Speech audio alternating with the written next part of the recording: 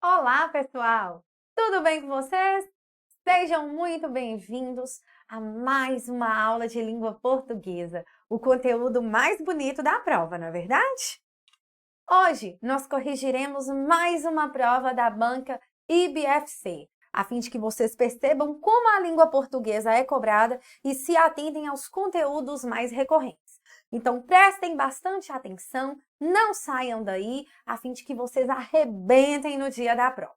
Vocês já devem saber que a banca IBFC, ela não tem como característica complicar o conteúdo de língua portuguesa.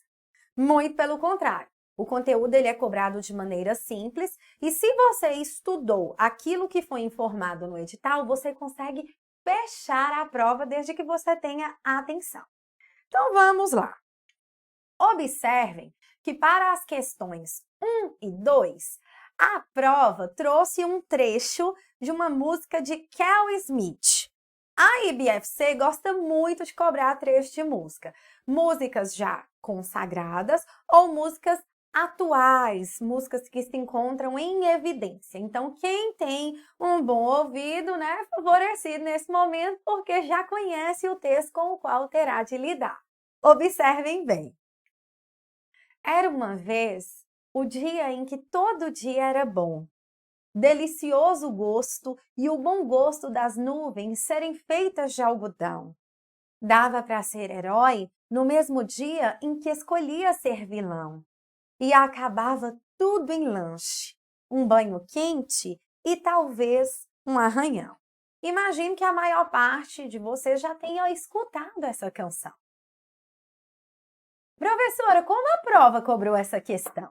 Vamos entender. Olhem só a questão 1. Observem que ela traz um conteúdo gramatical. Olhem só.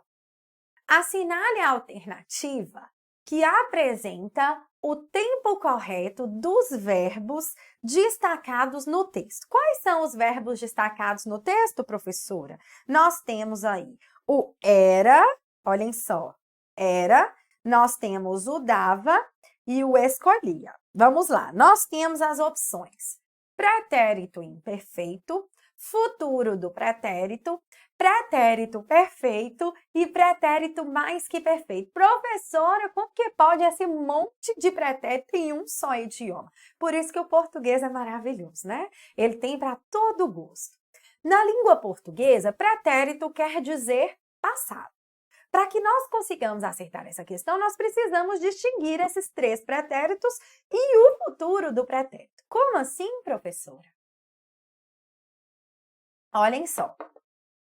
Nós temos o pretérito imperfeito, nós temos o pretérito perfeito e nós temos o pretérito mais que perfeito. Como que funciona?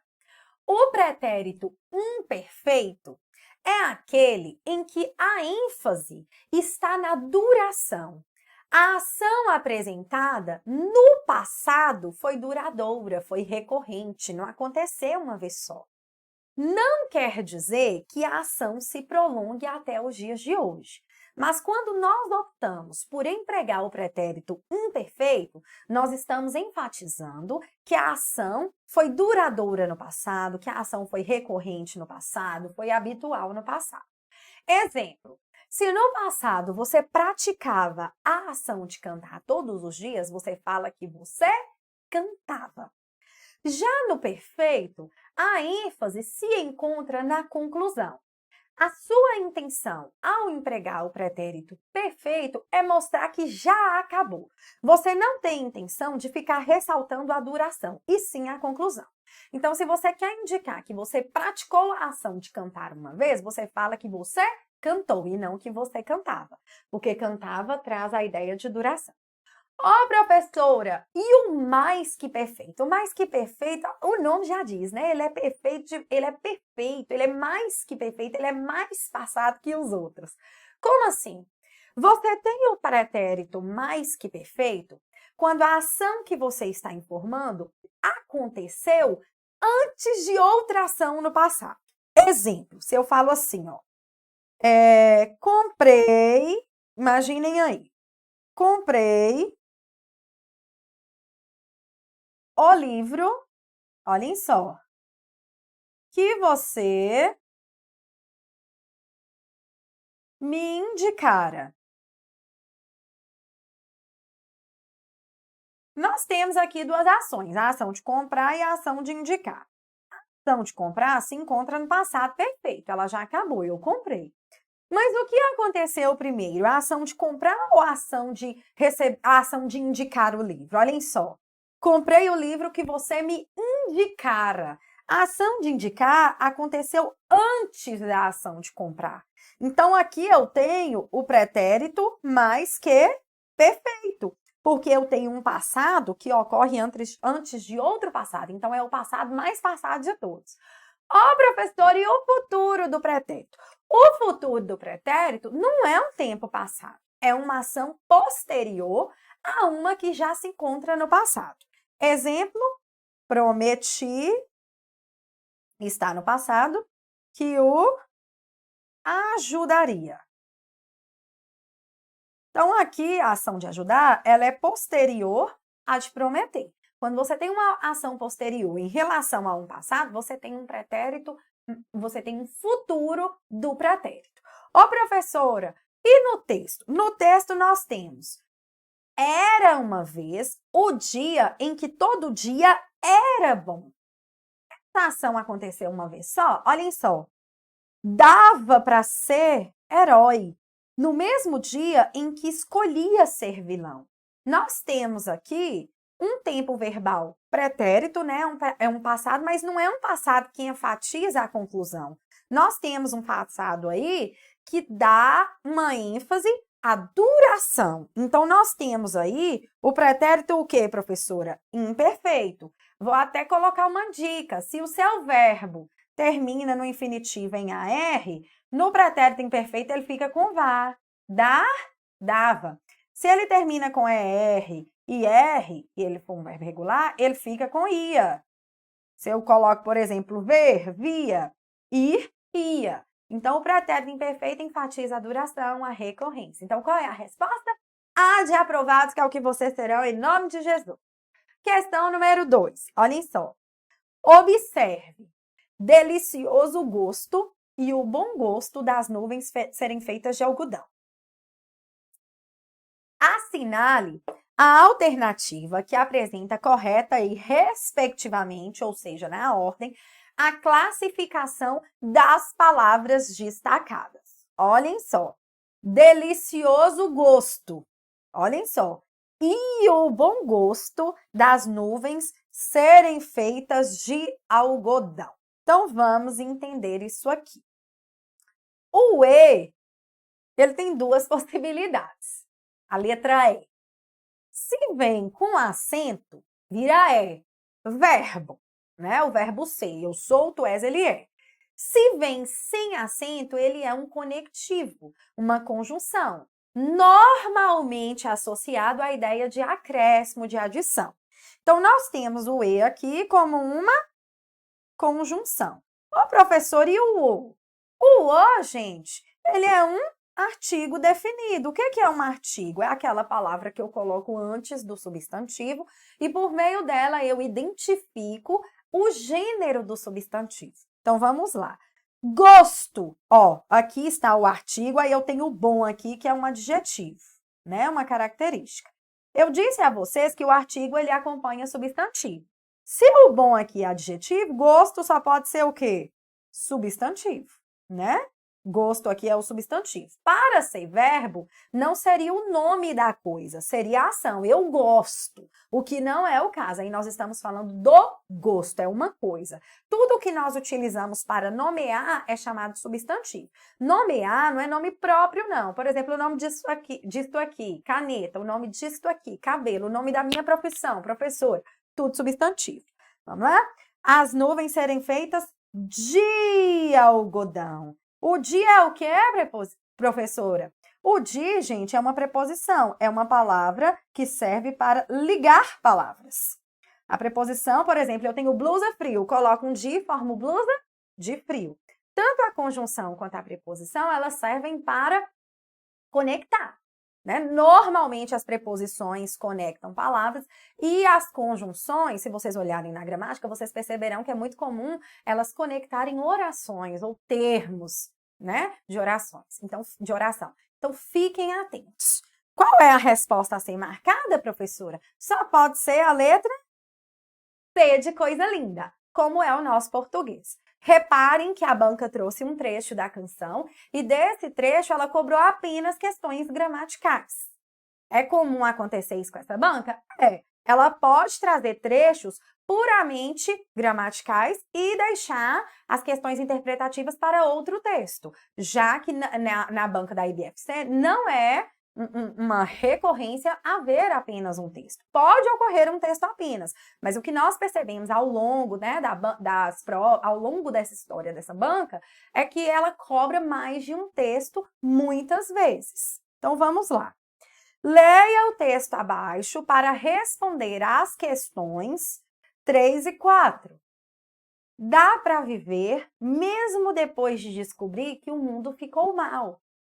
É só não permitir que a maldade do mundo te pareça normal, para não perder a magia de acreditar na felicidade real e entender que ela mora no caminho e não no final. Olhem que trecho bacana.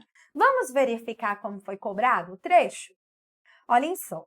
De acordo, observem, de acordo com o texto, analise as afirmativas abaixo. Olhem só. Descobrir que o mundo ficou ruim é triste e torna quimérica a possibilidade de viver nele. Vamos entender. Gente, em primeiro lugar, o que é quimérica? Se você não sabe o que é a palavra quimérica, você poderia enganchar um pouquinho aí, porque fala assim, ó, descobrir que o mundo ficou ruim é triste, é algo triste, e torna quimérica a possibilidade de viver nele. Não sei se vocês já ouviram a palavra quimera. Pensem aí. Quimera, normalmente, a gente associa a sonho, a fantasia, a mitologia. Normalmente, quando nós falamos que é uma quimera, nós estamos levando para o lado do não real. Pensem assim, que fica mais fácil de vocês compreenderem. Aí fala, descobrir que o mundo ficou ruim é triste e torna fantasiosa, torna algo não real a possibilidade de viver nele. Vamos ver se a música está defendendo isso. O texto, ó, dá para viver mesmo depois de descobrir que o mundo ficou mal. Então, torna irreal a possibilidade de viver nele? Claro que não. Fala que aqui dá para descobrir que o mundo ficou real. Que o mundo ficou mal, dá para viver. Ó, dá para viver. Então, a primeira parte ali do texto já elimina a primeira afirmativa. Então, vamos ver a segunda. A felicidade verdadeira está no dia a dia. É vivida na trajetória que é construída dia após dia. Vamos conferir no texto? Olhem só. Para não perder a magia de acreditar na felicidade real e entender que ela mora no caminho e não no final. Vamos ver. A felicidade verdadeira está no dia a dia. É vivida na trajetória que é construída dia após dia. Com certeza, né, pessoal? Ela não está no final, ela está no caminho, ela está naquilo que é cotidiano, ela está no dia a dia. Então, nós podemos considerar que a 2 está o quê? Correta. Vamos lá. Número 3. Não devemos permitir, olhem só, não devemos permitir que a maldade do mundo nos pareça anômala e lesiva. O que é anômala? Professora, o que é anômala? Vocês já devem ter ouvido falar de anomalia. Anomalia é uma anormalidade. Não sei se já estudaram os verbos anômalos, mas os verbos anômalos são aqueles muito irregulares, eles não seguem um padrão. Aí fala, não devemos permitir que a maldade do mundo nos pareça anormal? E lesiva, algo que nos faz mal, nós não devemos permitir que elas nos pareça anormal, ela tem de parecer algo normal, gente? Pensem aí no sentido de anômalo. Vamos voltar? Olhem só. É só não permitir que a maldade do mundo te pareça normal. É só não permitir que a maldade do mundo te pareça normal, para não perder a magia de acreditar na felicidade real. Não devemos permitir que a maldade do mundo nos pareça anormal? Não, é o oposto. Segundo o texto, nós não devemos permitir que ela nos pareça normal. Ela tem de ser anormal, sim. Nós temos de ver como algo que não é o nosso padrão. Então, a terceira afirmativa está incorreta em virtude da palavra anormal, né? A palavra anômala. Então, qual é a resposta a ser marcada? Apenas a afirmativa 2 está correta, letra D de doce, como é o nosso português. Meus queridos, é muito comum a banca IBFC colocar afirmações e uma palavra mudar o correto para o incorreto. A IBFC, ela gosta de usar essas palavras que são consideradas, assim, não tão usuais no dia a dia, e essa palavra costuma mudar o rumo ali da afirmação. Nós vimos que na primeira nós temos a palavra quimérica e na terceira nós temos a palavra anômala. Então, eu sugiro que nos treinamentos de vocês grifem essas palavras. Se for necessário, olhem no dicionário para que na hora da prova vocês consigam acertar, ok? Então, letra D. Vamos à questão número 4. Vocês devem estar verificando que não há nada demais, né? Questão número 4. É só permitir que a maldade do mundo te pareça normal. É só não permitir que a maldade do mundo te pareça normal. De acordo com as regras de sintaxe da oração em período, assinale a alternativa correta. Vamos lá. No enunciado, a presença de oração subordinada adversativa. Olhem só que absurdo! Na língua portuguesa não existe oração subordinada adversativa. Existe oração coordenada adversativa. Não existe, então não tem como. No enunciado, a presença de oração subordinada substantiva objetiva direta, que é a oração que exerce função de objeto direto. No enunciado, a presença de oração coordenada completiva nominal não existe. Na língua portuguesa existe oração subordinada, substantiva completiva nominal. Olhem só. No enunciado, a presença de oração coordenada adverbial causal. Não existe isso na língua portuguesa. Existe oração subordinada adverbial causal.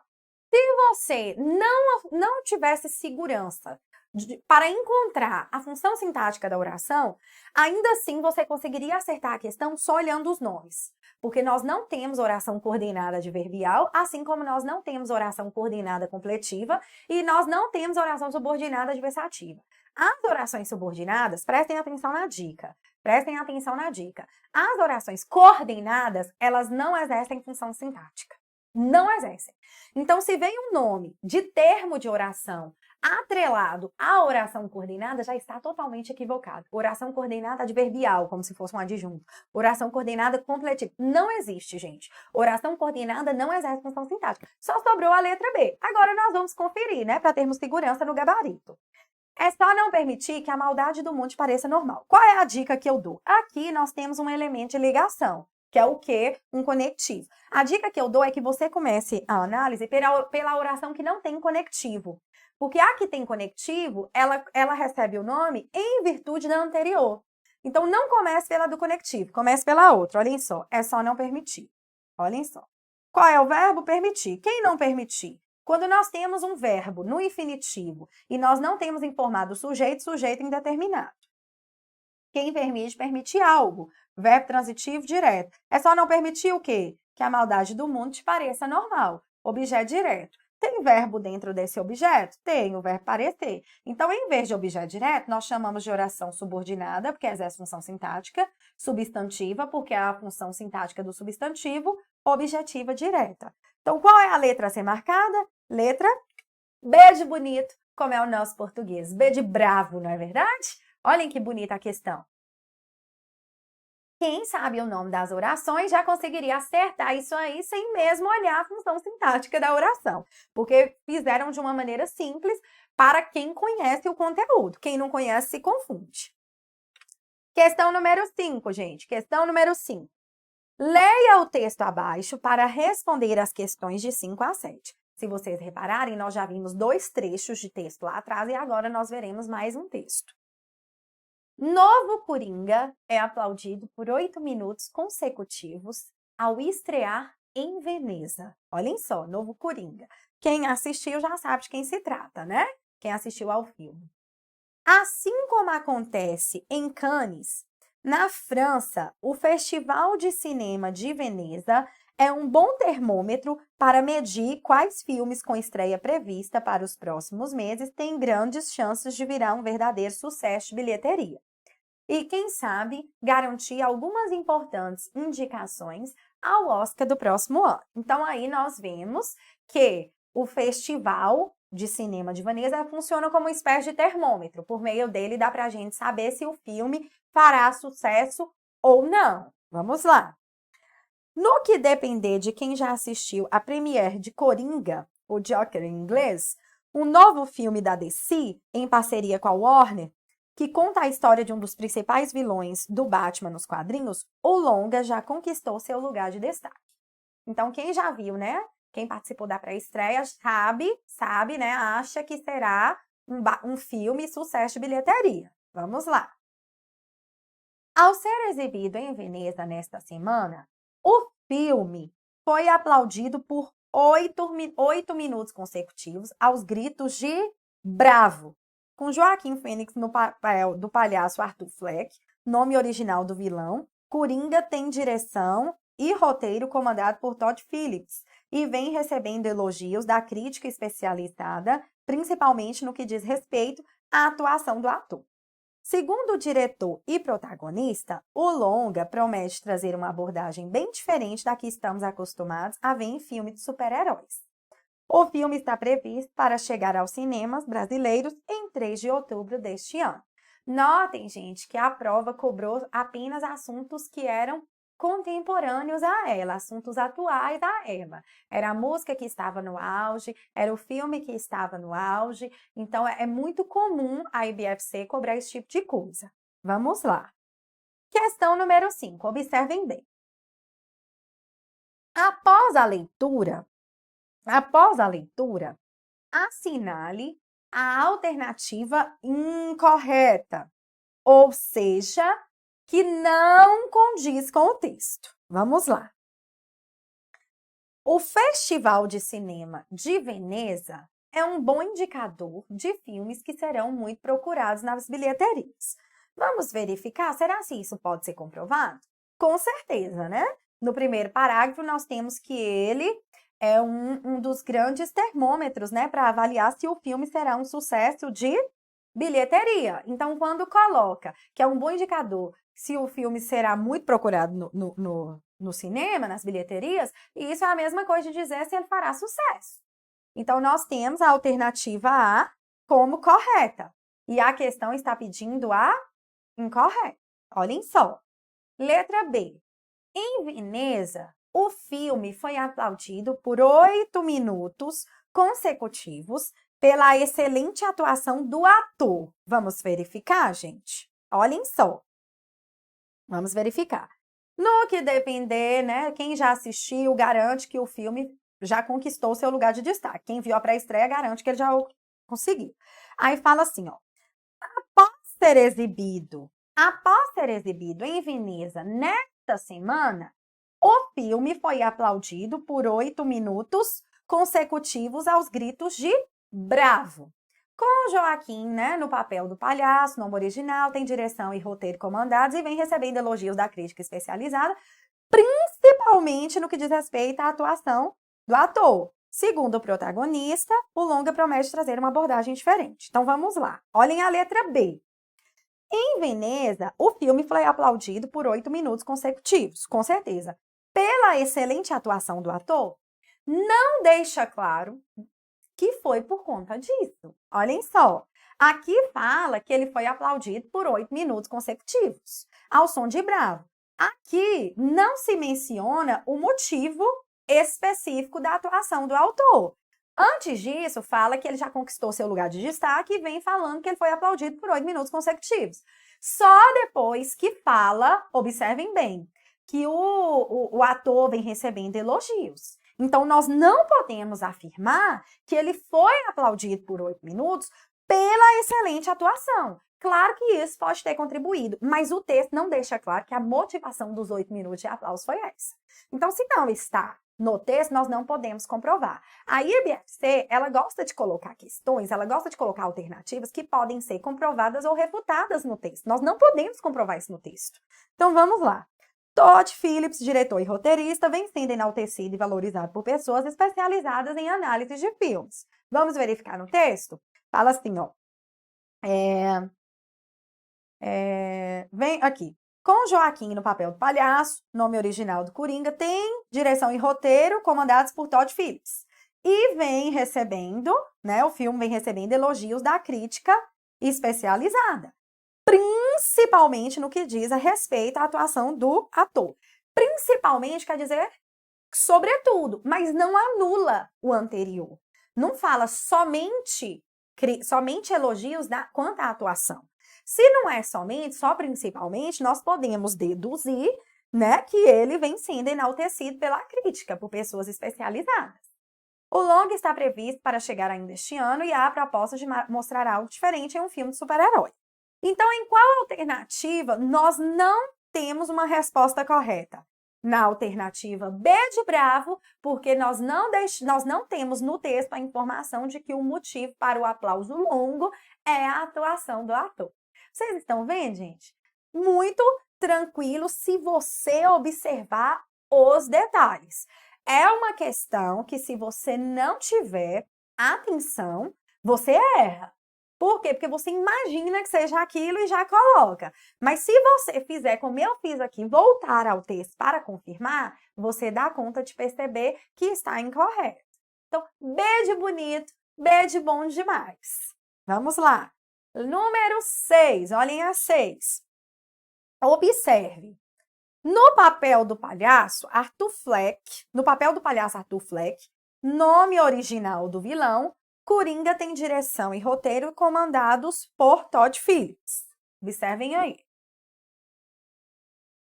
Analise a alternativa correta quanto à classificação sintática da expressão destacada. O que eu quero mostrar para vocês? Nós temos aí aposto, predicativo, vocativo, complemento nominal. Primeira dica de qualquer questão de análise sintática, identificar o verbo. Tem direção. Quem tem direção? Ó, olhem só. Coringa, sujeito, né? Porque a resposta que eu acho antes do verbo é o sujeito. Observe. Tem direção e roteiro comandados por Todd Phillips. Então, nós temos aí o verbo ter, Coringa aqui é o sujeito. Beleza. Quem tem algo, verbo transitivo direto, nós temos o quê? Direção e roteiro, comandado, objeto direto. Aí, nós temos aqui um trecho falado no papel de Arthur Fleck, e aqui nós temos nome original do vilão. Se vocês repararem, nós temos duas vírgulas, né? Uma vírgula aqui e aqui um ponto isolando isso aqui. Na língua portuguesa, observem bem que isso aqui vai fazer sentido para vocês. Na língua portuguesa, um termo para vir isolado, ou ele tem de indicar deslocamento, ou ele tem de indicar uma explicação, ser um aposto, ou ele tem de ser um vocativo. Quando eu tenho isolamento, né, uma pausa antes e uma depois, ou o termo está deslocado, ou ele é um aposto, ou ele é um vocativo. Aqui eu tenho complemento nominal, não tem como. Entre complemento e o termo completado, não existe vírgula. Então, a pontuação aí te auxiliaria. Aqui eu tenho vocativo. Vocativo é quando eu chamo o ser para a conversa. Observem bem, se eu falasse assim, ó. Anne, responda aqui. Estou chamando Anne para a conversa. Nome original do vilão é quem eu chamo para a conversa? Não, eu não estou nomeando ninguém com o nome de original do vilão. Vai falar nome original do vilão? Não é vocativo. Sobrou o quê? Predicativo do sujeito é aposto. O lugar do predicativo é no fim da oração. Se fosse predicativo, estaria no lugar correto. Olha o ponto aqui. E entre o termo anterior e o predicativo, quando ele está no lugar certo, não há vírgula. Ele não vem separado por vírgula se ele estiver no fim da oração. Então, já não é predicativo. Sobrou o quê? Aposto. O que é um aposto, professora? Aposto é quando eu falo a mesma coisa com palavras diferentes. Olhem só. No papel do palhaço Arthur Fleck, nome original do vilão, aí vem Coringa tem direção e roteiro comandados por Todd Phillips. Observem bem.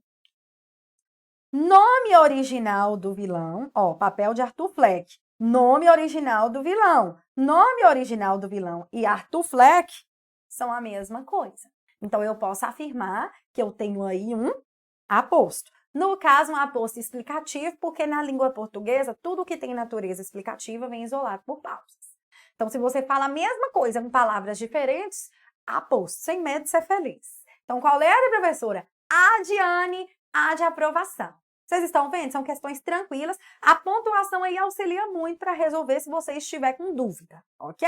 Há pessoas que não estão com dúvida, que batem o olho e já falam, isso aí é um aposto. Mas se estiver, o quesito pontuação ajuda demais. Então, letra A. Questão número 7, meus queridos. Número 7. As aspas são utilizadas para destacar falas, citações, título ou destacar palavras, expressões. Assinale a alternativa em que o seu uso não teve a mesma finalidade que é utilizado em Coringa. Vamos verificar como que apareceu aqui como apareceram aqui as aspas em relação a Coringa, ó. Novo Coringa é aplaudido por 8 minutos consecutivos ao estrear em Veneza. Observem aí, ó, no que depender de quem já assistiu a premiere de Coringa, ou seja, é o nome de uma obra. Coringa aí não está falando simplesmente do palhaço. Coringa aí é o nome da obra. Então, nós vamos procurar a alternativa em que as aspas não trouxeram o nome da obra, né? Não trouxeram. Vamos lá, olhem só.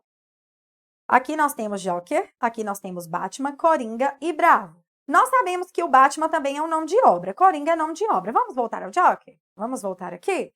Para que nós identifiquemos com plena segurança. Observem bem, no que depender a premiere de Coringa ou Joker, em inglês, é o nome da obra. Sobrou o quê? Sobrou Bravo, né? Sobrou Bravo. Bravo está entre as... Não é o nome de uma obra, não. A gente sabe que não é a primeira, porque Bravo está com letra minúscula. Não se trata do nome da obra. E se você voltar ao texto, observe aqui, ó. Aos gritos de Bravo. Bravo aí está entre aspas, porque está mostrando uma fala direta, mostrando o que as pessoas falavam. É um discurso direto, uma citação direta. Então, na alternativa D, né, nós temos aí o Bravo como destoante das demais. Então, qual é a letra a ser marcada? D de doce, como é o nosso português. Delicioso, não é verdade? Nós temos aí uma citação direta, quando a fala de alguém é colocada na íntegra dentro do texto. Bonito demais, não é verdade? O simples fato de estar com letra minúscula já permitiria entender que não se trata do nome próprio de algo, ou seja, o nome de uma obra, o título de alguma coisa. A questão número 8, meus queridos, envolve palavras homônimas e ortografia automaticamente. O que são palavras homônimas? Conteúdo extremamente recorrente na banca, né? Homônimos e parônimos. Parônimas são as palavras que se parecem quanto à escrita e quanto à pronúncia. Exemplo, fluir e fruir, né? São muito parecidas. Homônimas são palavras que têm pelo menos algum aspecto igual. Podem ser iguais quanto à escrita, podem ser iguais quanto ao som e podem ser iguais quanto aos dois aspectos, escrita e som, o que nós chamamos de homônimas perfeitas. Então, vamos verificar aqui o que foi cobrado. Olhem só. Assinale a alternativa que preencha correta e respectivamente, ou seja, na ordem, fiquem atentos aí, a palavra, as lacunas abaixo. Vamos ver como que vocês fariam isso. Vamos lá. Na seção de vendas da empresa, houve o crime de extorsão. A polícia participou da sessão das 15 horas com os funcionários e incentivou a delação dos criminosos. Vamos lá. Na língua portuguesa existem 3 seções, né? Seção com 3 S's, nós temos a de C, a de 3 S's e a do cedilha. Seção. Até uma quarta, né, que equivale a essa última, que é a secção, com 2 Cs. Vamos lá. Toda vez que você se deparar com a C, você vai se lembrar do ato de ceder, doar. Beleza? Ele fez a cessão das terras a uma pessoa carente. Ele fez a doação, ele passou essas terras para uma pessoa carente. Sessão com 3 S, você pense sempre na sessão da tarde, pense em reunião, em tempo, que você não erra. Sessão da tarde, está marcando o tempo. Pense em reunião, pense naquilo que tem tempo marcado. Então, reunião, horário, tudo entra nisso aí, beleza? Sessão com C cedilha é a parte de alguma coisa. Você está no supermercado, a pessoa te telefona. Ô, gente, onde você está? Não, eu não estou encontrando você. Ah, estou na seção de frios. Estou na parte de frios. Vou voltar ali na minha seção, na parte que tem a numeração destinada a mim. Então, seção ali seria um lugar que é parte de um todo, de um complexo maior. Então, vamos lá. Na seção de vendas da empresa, se é na seção de vendas da empresa, existem outras, então é uma parte. Seção com C cedilha. Na seção de vendas da empresa, houve o crime de extorsão. Como que escreve extorsão, professor? Extorsão é com S, né, gente? Pelo amor de Deus. A polícia participou da sessão das 15 horas. Notem que houve o tempo marcado. Então, você coloca com 3 S's. E incentivou escreve como, professora? Com C, né? Pelo amor de Deus.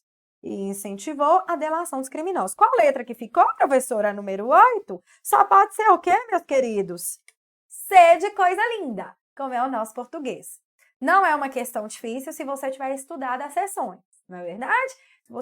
Se você estiver com o conteúdo aqui na mente, você consegue acertar com tranquilidade. Cuidado! A questão das sessões tem sido bastante recorrente, viu? Não é a primeira vez que a prova da IBFC cobra a sessão. Vamos lá. Questão número 9. De acordo com as regras de regência verbal, outro conteúdo extremamente recorrente na IBFC, regência. Regência e concordância, gente, são muito cobrados pela IBFC. Difícil uma prova que não cobre ou regência ou concordância ou os dois. Muito difícil encontrar. Vamos lá. Assinale a alternativa correta. Professor, o que é regência? Regência é a relação do verbo com os demais termos do predicado, dos verbos com seus complementos, por exemplo.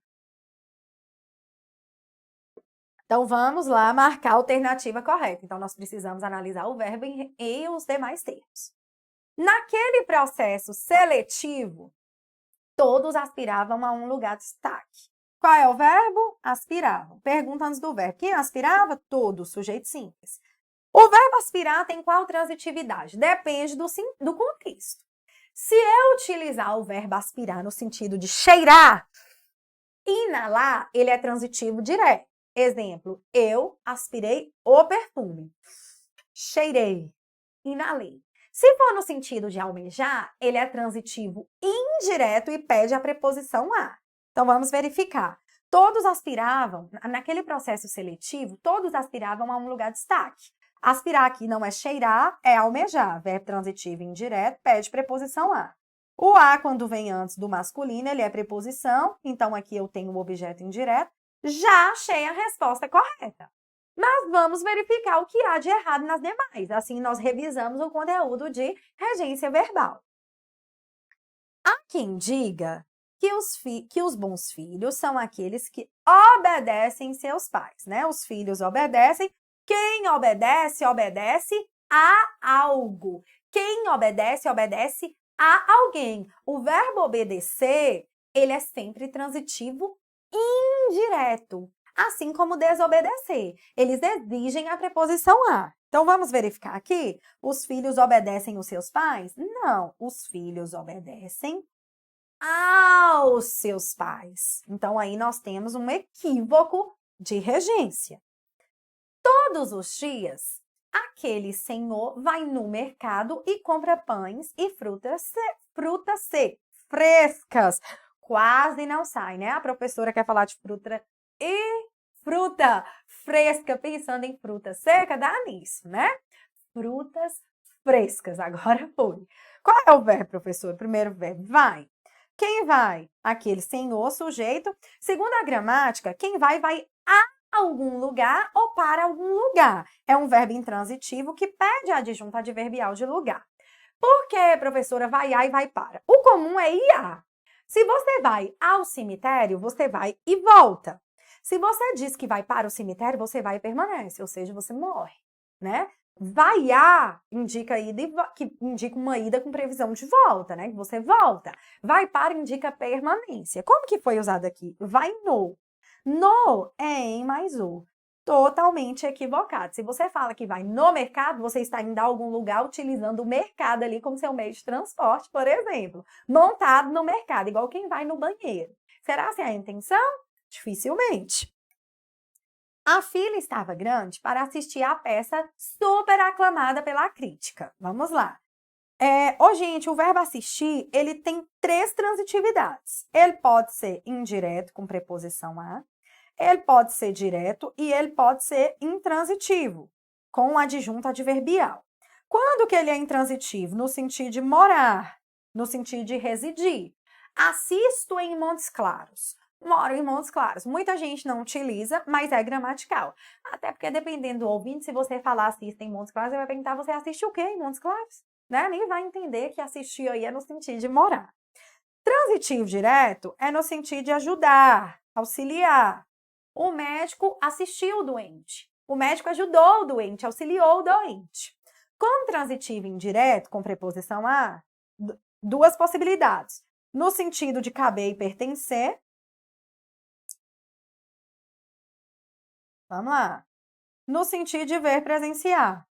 Como assim, professora? Caber e pertencer. O direito de ir e vir assiste a nós, pertence a nós, cabe a nós. E no sentido de ver, assistir ao filme, ok? Quem assiste no sentido de ver ou presenciar, porque pode ser ao vivo, né? Assiste a algo. Então, vamos verificar aqui. A fila estava grande para assistir a peça super aclamada. Vamos colocar no masculino? Filme, para assistir ao filme. Se no masculino fica ao, significa que no feminino ocorre crase. Então, muitas vezes a questão de regência traz como desvio ou a presença do sinal do acento grave, que indica a ocorrência de crase, ou a ausência. Viu? Então, fiquem atentos. Ali a falha foi a falta do acento. Qual a alternativa correta, professora? Uai, já achamos. A Diane, A de aprovação. Português é bonito demais, na verdade? Não há nada difícil aqui. O povo fala que é difícil, mas não tem isso, não. Vamos lá, questão número 10. Assinale a alternativa em que todas as palavras estão acentuadas corretamente. Vamos verificar. As meninas vêm. Vamos verificar se vem está acentuado? O que a gramática fala, não vala. Os verbos ter e vir, eles não recebem o acréscimo de e quando estão no plural, que é o que ocorre com crer, dar, ler e ver. Nós falamos creder, ler, ver. Eles não recebem esse acréscimo. Então, para indicar plural, nós colocamos o acento circunflexo, né? Assim como nos seus derivados. Vamos ver? As meninas vêm vestir. Quem vem vestidas? As meninas. Sujeito plural, verbo no plural. De vermelho porque tem certeza. Quem tem certeza? Uai, nós estamos aludindo às meninas, então aqui falta o acento. Tem certeza que vão impressionar. Tio não é acento. Tio é sinal de notação léxica, serve apenas para nasalizar a vogal. Tio não tem obrigação de indicar sílaba tônica, então ele não é acento, viu, gente? É o que ocorre, por exemplo, em órgãos. A sílaba tônica é or. O tio é só para nasalizar. Então, a letra A está errada. Nenhum mal sobrevém àqueles que mantêm a fé e atitudes positivas. Vamos verificar. Vamos verificar. Nenhum mal sobrevém. O que sobrevém? Nenhum mal. Observem que está no singular e o verbo no plural. Errado. Os derivados de ter e vir, quando estão no singular, eles recebem acento circunflexo, já que toda oxítona terminada em é acentuada. Então, aí nós temos o primeiro erro. Nenhum mal sobrevém àqueles. Aqui nós temos outro erro. Vamos substituir por estes? Não sobrevém a estes. Significa que há uma preposição embutida, ocorre crase, acento grave. Que mantém, a estes que mantém. Olhem só, quem mantém? Está falando destes aí que mantém. Se é plural, acento circunflexo. Fé está correto, monossílabo tônico terminado em é, mas a alternativa está errada. Há um problema na circulação sanguínea quando as pessoas retêm líquido corporal. Vamos lá. A, por que A tem acento? Monossílabo tônico, monossílabo que tem sentido, terminado em A. Correto. Sanguínea, vamos separar? Sanguínea. Sanguínea, oxítona terminada em ditongo. Correto. Toda oxítona terminada em ditongo é obrigatoriamente acentuada. Retém. Quem retém? As pessoas. O que eu falei para vocês? Os derivados de ter e vir, reter deriva de ter. No singular recebem acento agudo e no plural recebem acento circunflexo. Para verificarmos, nós precisamos procurar o sujeito. Quem retém? As pessoas. Plural, acento circunflexo. Então, está errado. Líquido. Última, penúltima, antepenúltima, proparoxítona. Toda proparoxítona é obrigatoriamente acentuada. Então, nós temos o erro aí do retém. O verdadeiro sábio, sábio. Eu tenho aqui uma paroxítona terminada em ditongo. Detém, aqui está correto. Detém, quem detém? O verdadeiro sábio, sujeito singular, verbo no singular. O saber, quando o compartilha e não retém. Quem não retém? O verdadeiro sábio singular retém acento agudo. Então, qual é a resposta correta? Só pode ser letra D de doce, como é o nosso português. D de doce, D de delicioso, D de demais, não é verdade? Questão número 11. Analise as afirmativas abaixo e dê valores verdadeiro ou falso. A tipologia textual, olhem só, é uma questão que envolve teoria de texto, viu? Teoria de texto. Na língua portuguesa, existe uma diferença de tipo e gênero textual. Muito importante que vocês saibam disso antes de entrarmos nessa questão. O tipo faz a macroclassificação, a classificação mais geral. Ele analisa a estrutura, a organização do texto. O gênero leva em consideração a finalidade sociocomunicativa. O gênero está dentro do tipo. Eu tenho 5 tipos, né, na língua portuguesa. Narrativo, descritivo, dissertativo, que é o expositivo, explicativo, argumentativo e injuntivo. Dentro deles eu tenho diversos gêneros. Exemplo, dentro do texto narrativo eu tenho a fábula, eu tenho o apólogo, eu tenho o romance, eu tenho a anedota, eu tenho a crônica e por aí vai, a novela. Então, dentro do tipo está o gênero. Vamos verificar isso aqui.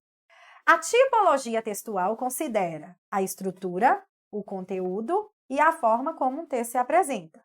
Verdadeiro. Totalmente verdadeiro. Não colocou aí a finalidade sociocomunicativa. Considera-se texto injuntivo aquele que apresenta em sua estrutura características que indicam a exposição, uma exposição de um assunto ou tema. Errado. Texto injuntivo é aquele que tenta nos instruir. A característica dele é o uso de verbos no imperativo, prestem atenção, ou formas que equivalem a isso. É quando eu tenho orientações, ordens. Um manual de instruções, por exemplo, é um exemplo de texto injuntivo. Isso aqui de indicar exposição de um assunto ou de um tema é característica do texto dissertativo. Exposição de assunto ou tema é característica de texto dissertativo, não de texto injuntivo. Então, nós temos aqui o falso. A dissertação, olhem só, é a tipologia textual em que o escritor se posiciona sobre algo, ou seja, explica ou apresenta o resultado comprovado de um estudo. Mentira! Dissertação é quando eu exponho ou explico algo. Quando eu me posiciono, eu tenho texto argumentativo. A argumentação é o texto que traz o posicionamento. Tanto que quando a prova cobra texto para vocês escreverem, redação, traz lá escrito, escreva um texto dissertativo argumentativo. Se dissertar fosse você se posicionar, não haveria necessidade de escrever argumentativo. Por que a banca escreve dissertativo argumentativo na proposta de redação? Porque ela espera que você exponha sobre o assunto, mas que você defenda ponto de vista a partir da sua exposição. Então, fiquem atentos. O texto que traz a defesa do ponto de vista é o texto argumentativo. O texto dissertativo é o texto que traz o quê? Exposição de assunto ou tema. Então, fiquem atentos, porque muita gente confunde isso. Então, nós temos mais uma alternativa falsa. Qual é a resposta correta, professora? Letra B de bravo, B de bonito demais, como é o nosso português. Cuidado, dissertar não é se posicionar. Comprovar é argumentar, se posicionar é argumentar, dissertar é explicar, expor. Não confundam isso não, pelo amor de Deus. Questão número 12. Analise os enunciados e assinale a alternativa que preencha correta e respectivamente as lacunas abaixo, envolvendo todos os tipos de ar, não é verdade? Vamos lá. Sem hesitar, pressiona as primeiras teclas da sua boca e rompe um som profundíssimo. Vamos lá. A dica que eu dou para vocês saberem se ocorre crase ou não é pegar a palavra seguinte, se for feminino, e passar para o masculino.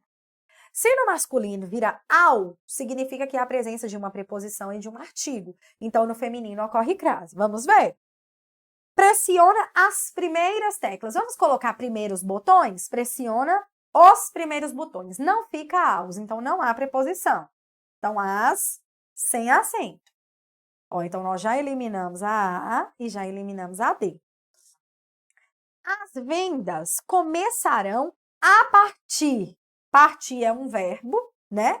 Ô, professora, é A com H ou sem H? A com H é verbo, gente. Eu uso A com H quando eu quero dizer existir, ocorrer, acontecer ou tempo decorrido. Quando eu falo as vendas começarão a partir, a ideia aqui é de futuro, não de passado, né? Então, começarão a partir das 8 horas.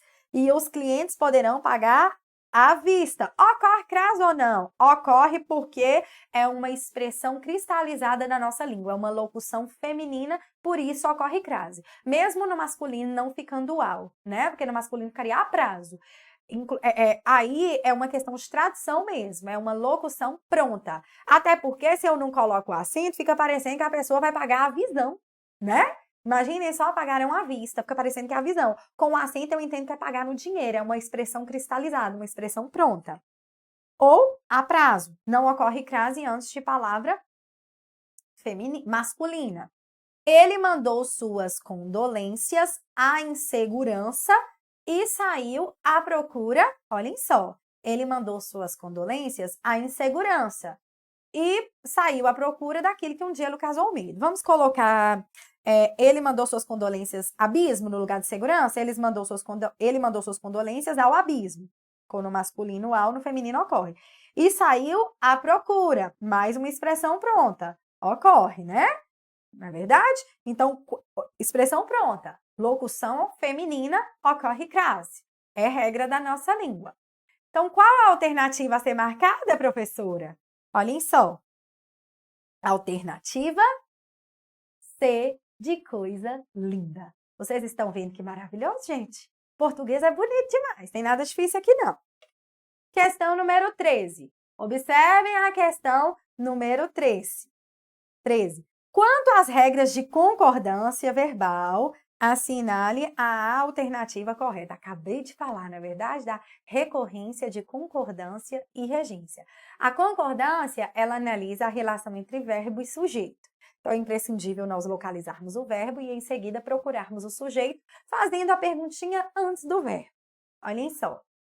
Observe. Aquele senhor conhece tudo por aqui.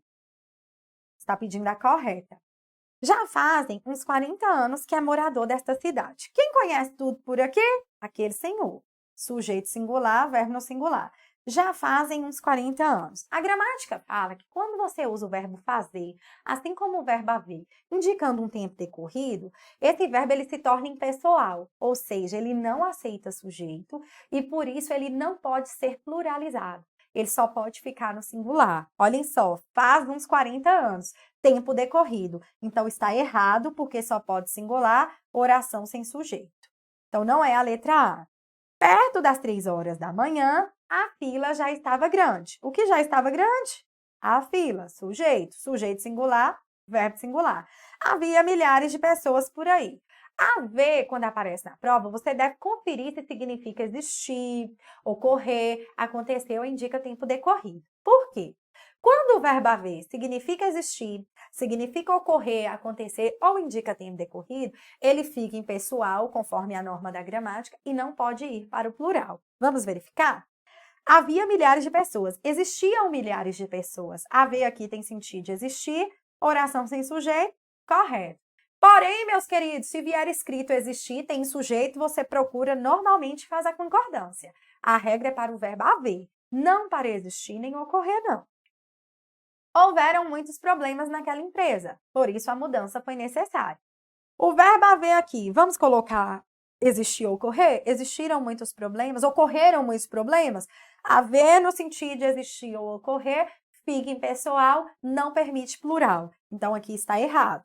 Faziam 2 horas que a moça estava à espera. O que nós estudamos? O verbo fazer indicando tempo decorrido ou fenômeno da natureza, oração sem sujeito, verbo no singular. Então, qual é a resposta correta, professora? Só pode ser qual letra? B de bravo. B de bom demais, como é a nossa língua portuguesa, não é verdade? Questão número 14. Observe os enunciados abaixo. Júlia, a bebê de Mariana, nasceu nesta manhã. Esta manhã. Júlia, a bebê de Mariana, nasceu esta manhã. Observe que a entonação é diferente, ó. Júlia, a bebê de Mariana, nasceu esta manhã. Júlia, a bebê de Mariana, nasceu esta manhã. Analise o emprego das vírgulas e assinale a alternativa que apresenta correta e respectivamente a classificação dos termos destacados. A vírgula é um conteúdo que só pode ser plenamente aprendido se você já estudou sintaxe, porque o que norteia o emprego da vírgula não é a respiração, e sim os termos da análise sintática. Muito recorrente o emprego da vírgula, né, pela banca, a banca gosta de pontuação, então nós vamos fazer a análise. Olhem só. Quem nasceu era esta manhã? Júlia, sujeito. Ô, professor, por que não pode ser a bebê de Mariana? Porque entre sujeito e verbo não ocorre vírgula. A bebê de Mariana e Júlia são o mesmo ser? Júlia, a bebê de Mariana, nasceu esta manhã. Com certeza. Eu falei lá atrás, quando nós falamos da mesma coisa, quando nós falamos uma informação e a dizemos de maneira diferente, logo em seguida, falamos a mesma coisa com outras palavras, nós temos um aposto. Vamos lá. Então, qual a razão das vírgulas aqui, ó? Qual a razão dos termos? Aqui nós temos um sujeito e aqui nós temos um aposto. A vírgula é para isolar o aposto explicativo. Vamos lá. Júlia, a bebê de Mariana nasceu esta manhã. Quem nasceu esta manhã? A bebê de Mariana. Professora, por que não pode ser Júlia? Porque tem uma vírgula ali e não tem uma vírgula depois de Mariana, isolando o que está no meio. Uma vírgula só, ela separa. 2 isolam o que está no meio. Se eu tenho aqui uma vírgula só, significa que esse termo aqui está separado dos demais. Eu não posso separar sujeito e verbo por vírgula. Então, o sujeito aqui é a bebê de Mariana. Então, Júlia é o quê? Júlia. A bebê de Mariana nasceu esta manhã. Quem eu estou chamando para a conversa? Júlia. O termo que indica chamamento e que é sempre isolado, vocativo. Vamos lá. Então, qual é a resposta? Eu tenho na primeira sujeito e aposto, na segunda, vocativo e sujeito. Então, qual é a resposta? Letra B de bravo, B de bonito, B de bom demais, como é o nosso português. Lindo demais, né? Lindo demais. Última questão da prova. Assinale a alternativa em que o uso da vírgula foi corretamente empregado. Ô, gente, olha, eu achei tão estranho o enunciado dessa questão em que o uso da vírgula foi corretamente empregado. Por que não colocou em que a vírgula foi corretamente empregada, né? Vamos lá. Então, está pedindo a alternativa correta. Vírgula está atrelada a termo de sintaxe. Então, você precisa fazer a análise. Vamos lá.